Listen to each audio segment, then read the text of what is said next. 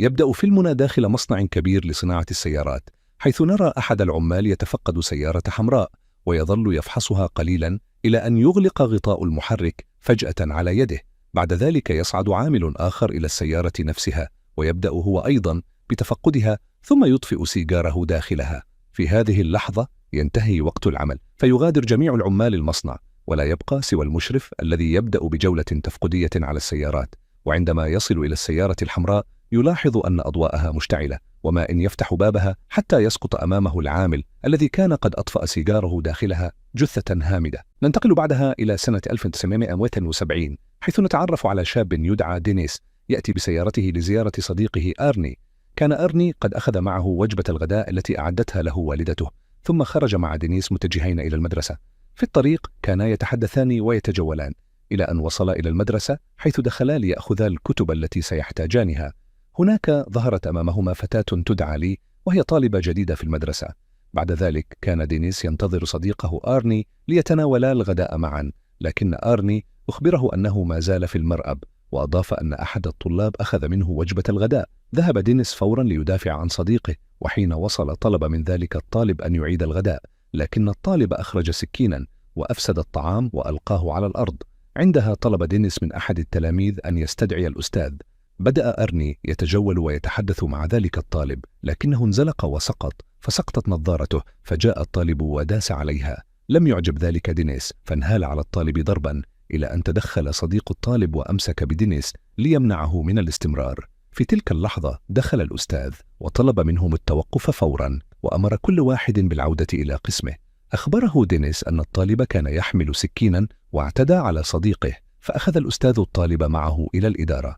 بعد انتهاء الدوام نرى دينيس وأرني في طريق عودتهما من المدرسة. في أثناء الطريق لمح أرني سيارة حمراء متوقفة أمام أحد المنازل، فطلب من دينيس أن يتوقفوا لينظرا إليها. وعندما اقتربا منها وجداها في حالة سيئة جدا وتحتاج إلى الكثير من الإصلاحات، لكن أرني أعجب بها كثيرا وصعد إليها. في هذه اللحظة خرج رجل وأخبره أن هذه السيارة تعود لأخيه المتوفى، وأنها موديل سنة 1956، وكانت في ذلك الوقت من أشهر السيارات، واسمها كريستين. تعلق أرني بالسيارة بشدة وقرر شراءها، فأعطاه الرجل المفاتيح وقال له خذها، لكنه حذره أن ينتبه لها جيدا. عاد أرني إلى المنزل بالسيارة، لكن والدته لم يعجبها الأمر وطلبت منه أن يزيلها من أمام البيت. أخذها أرني إلى مرأب لإصلاحها، وكان دينيس يتبعه بسيارته، ما إن رآها صاحب المرأب حتى قال لهما إن صاحب هذه السيارة قد انتحر داخلها، وطلب منهما تركها والمغادرة. لكن دينيس أوصل أرني إلى منزله، وقبل أن ينزل سأله لماذا أعجبته هذه السيارة تحديدا، فأجابه أرني بأنها أول شيء يشعر أنه يشبهه، وأنه سيصلحها ويعتني بها مهما كلفه الأمر. بعد ذلك بدأ أرني بإصلاح السيارة بمفرده، حتى توقف عنده صاحب الكراج وقال له أنت تضيع وقتك مع هذه الخدوش. لكن أرني كان عنيدا وأصر على إصلاحها بأي طريقة. في اليوم التالي كان دينيس مجتمعا مع بعض أصدقائه في المدرسة، وكانوا برفقة الطالبة لي، وصاحبه تحداه للذهاب والتحدث معها، لكنه رفض وذهب إليها وطلب منها أن تخرج معه. لكن أختنا قالت له آسف لا أستطيع. في الليل ذهب إلى منزل أرني ليشاهده، وعندما خرج لاحظ أرني لي بأسلوب لباسها، وخرجت لي وقالت لدينيس تحدثوا معه فالسيارة ستخرج عليك. وأرني لم يهتم وقال لهم اعتنوا بأنفسكم، ثم ذهب ليكمل إصلاح السيارة. وقالت والدته لدينيس منذ أن أحضر أرني السيارة تغير كثيرا، وأضافت هذه السيارة صاحبها كاد أن يقتل نفسه بها، وطلبت منه الانتباه.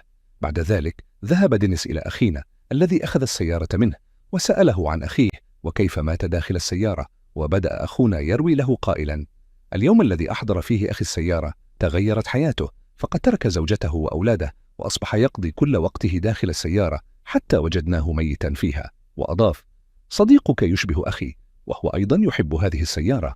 وقال له بعد 3 أسابيع من نوم أخي عادت السيارة إلى المنزل وحدها، ولم نعرف كيف.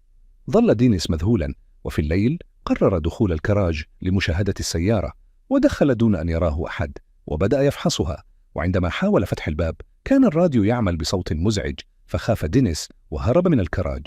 في اليوم التالي كان فريق دينيس يلعب مباراة مهمة، وكان عليهم الفوز. وفي نفس اللحظة وصل أرني بسيارة كريستين، وكانت معه الطالبة لي، ودينيس صدم عندما رأى أرني يحضرها معه في السيارة. لكن أحد لاعبي الفريق الخصم ضرب دينيس ضربة قوية جدا، وأوقفته عن إكمال المباراة ونقل إلى المستشفى.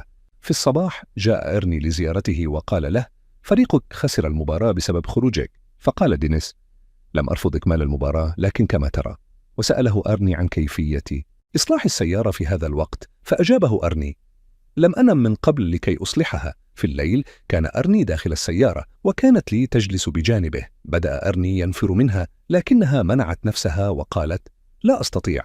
ونزلت من السيارة، ونزل أخونا خلفها وسألها عن السبب، فأجابت: لا أستطيع لأنني أكره هذه السيارة، وأنت تحبها أكثر مني، ووقتك كله تمنحه لها. بدأ أرني يهدأ معها وقال لها: اصعدي للسيارة، فالمطر يهطل عليها وقد تمرضي. فصعدت معه. لاحظ أرني أن السويلاس لا يعمل بشكل جيد، ونزل ليبحث عنه، وأحضرت لي سندويشا وبدأت تأكله، بينما بدأ الراديو يعمل بصوت مزعج، وأضاءت المصابيح، وبدأت تشعر بالاختناق. حاول أرني فتح الباب، لكن السيارة رفضت، وحاولت لي فتحه لكنها لم تستطع، حتى جاء أخونا وتمكن من فتح الباب لهما وأخرجها، وأعادها أرني إلى منزلهم. لكن لي التي نزلت كانت مصممة على وضع قدمها داخل السيارة، وقالت له: سيارتك ملعونة وأنت تحبها أكثر مني. أجابها أرني: أنا أحبك فقط أنت، والآن اذهبي للراحة حتى الغد، وسنتحدث في هذا الموضوع. أعاد السيارة إلى الكراج في نفس الليلة. في اليوم التالي جاء 3 طلاب أخذوا السيارة وبدأوا بتخريبها، وتعرضت لأضرار كبيرة. ذهب أرني إلى الكراج ليأخذ أدواته، ووجد السيارة مدمرة. سأله أخونا عن السبب، فغضب كثيرا وصرخ: لقد حصل ما أردت، ابتعدي عني. في الليل كان أرني مصدوما أثناء العشاء، وقال: أنت السبب في تدمير السيارة، لو تركتها قرب المنزل لما حدث هذا. قال له والده: لا يبقى فيك الحال، سأشتري لك واحدة أفضل منها. لكنه رفض وقال لهم: سأصلحها ثانية. وتركهم وتوجه إلى بيته، لكن والده تبعه وقال له: ارجع واطلب السماح من والدتك. وكان غاضبا جدا، فتركه والده مصدوما. وبعد ذلك رأى أرني يغادر المنزل ويتوجه إلى كريستين، وبدأ يتحدث معها، وكان يبدو متعلقا بها كثيرا، وقال لها: سأصلح أي شيء فيك. ومضى ليحضر بعض الأدوات، وبينما كان يسمع صوتا عاد ووجدها كريستين. قال له: أخونا، لقد فعلت كل شيء قبلك، وأنت ماذا تستطيع أن تفعل قبلي؟ وفجأة أضاءت أضواء السيارة، وكانت الصدمة أن كريستين بدأت تتحرك بنفسها دون أن يقيسها أرني. بعد ذلك رأينا أحد ال3 الذين دمروا سيارة كريستين، وكان يقود شاحنته، ورأى كريستين مصوبة وواقفة، ونزل ليتأكد مما إذا كانت هي أم لا، لكنها انطلقت وتبعتها، وأعطاها أخونا الجري، فتابعتها ودار لها الدور، وقال: لقد تهنيت منها. لكن الصدمة كانت عندما وجدها أمامه، وظل يجري حتى وصل إلى زقاق مسدود، لكن كريستين استمرت بالحركة حتى وصلت إليه وقتلته. في الصباح ذهب أرني لرؤية دينيس الذي كان لا يزال في المستشفى، وأخبره عن أخونا الذي مات، وقال له: لقد وجدناه مقتولا. شعر دينيس بشيء غير طبيعي، لكن أرني كان سعيدا لأن أخونا مات. سأل دينيس عن كريستين، فقال له أرني: لقد أصلحتها وأنفقت عليها الكثير من المال. قال دينيس: كانت مخربة، كيف أصلحتها بسرعة؟ فأجابه أخونا أن السيارة كانت بها فقط بعض الخدوش الطفيفة، ثم تركه ومضى. وعندما حاول ركوب السيارة أوقفه أحد المحققين وسأله عن كيفية إصلاح السيارة بهذه السرعة، فأجابه أخونا بنفس القصة: كانت بها فقط بعض الخدوش الطفيفة، وقد تم إصلاحها بسرعة. وسأل المحقق عن أخونا الذي مات، فأجاب أرني: ليس لي أي علاقة بالموضوع، وتركه. بعد ذلك اتصل بدينيس وطلب منه اللقاء، لكنها رفضت. في الليل ذهب 2 من أصدقاء أخونا الذين قتلتهم كريستين ليتقدموا، وبعد انتهائهم ركبوا في سياراتهم للتحرك، وأثناء عودتهم شاهدوا ضوءا غريبا يتبعهم، وعرفوا أن الضوء من سيارة أرني، واعتقدوا أنه يقودها، فقرروا الانتقام ووقفوا وعادوا بالسيارة إلى الخلف. لكن كريستيان لاحقهم أيضا حتى وصلوا إلى محطة، ونزلوا من السيارة ليختبئوا، ودخل أحدهم إلى محل، لكن كريستين ضربت سيارتهم وخربتها، وظل أخونا في الخارج يصرخ ويحاول إنقاذه، بينما ضربت كريستين السيارة مرة أخرى وأدخلتها إلى المحل الذي كان مختبئا فيه أخونا، وبدأت بإطلاق النار على المكان، فاشتعلت النيران وقتل أخونا في المحل، وانتقمت منه. هرب صديقه عندما شاهد ما حدث، لكن كريستين تبعته وهي مشتعلة بالنيران، وظل أخونا يحاول الهرب وهي تلاحقه، وفي لحظة مرت عليه وجعلته يحترق في الشارع. سمع صاحب الكراج صوتا وخرج ليرى ما يحدث، فرأى سيارة أرني تدخل المحل مملوءة بالدخان، وقال: إريني هو الذي جاء بها، وذهب ليرى ما يحدث.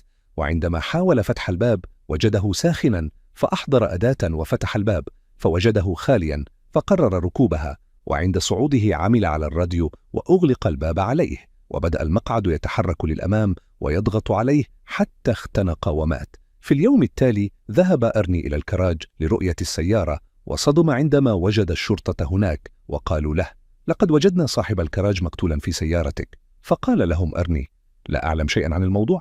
بعد ذلك رأينا لي وهي تتصل بدينيس وطلبت منه اللقاء، وقالت له إنها تريد الحديث في موضوع مهم، فالتقوا وبدأوا مجتمعين حول أرني، وبدأت تقول له إن أرني أصبح مهووسا بالسيارة كثيرا، وهذا أثر علينا جميعا.